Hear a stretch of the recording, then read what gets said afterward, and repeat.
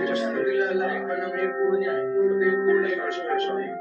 Dahil hindi po ako na-satisfied doon sa sagot ni Mr. Duterte, Attorney I am not here to satisfy you.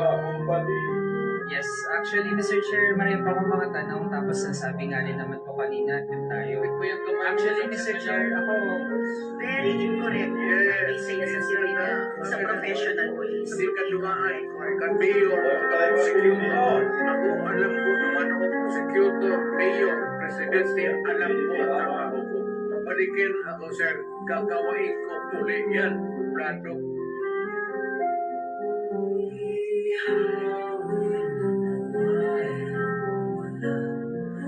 Okay na ako sa 9 years. Okay na ba? Yeah, dahil mo na natin. Sigurado kayo. Check natin yan sa pagkaka. Pupunta tayo.